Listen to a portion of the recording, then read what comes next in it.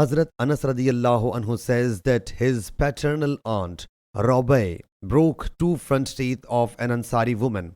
Her people demanded for retaliation and came to the Prophet sallallahu alaihi wasallam. So the Prophet sallallahu alaihi wasallam issued orders for retaliation, whereupon Hazrat Anas bin Nadr, Hazrat Anas bin Malik's uncle, and Hazrat Rabi's brother said, O Allah's Apostle sallallahu alaihi wasallam, by Allah Jalla Jalaluhu, her teeth will not be broken. Allah's Apostle sallallahu alaihi wasallam whereupon said, O Anas, Allah's book ordains retaliation.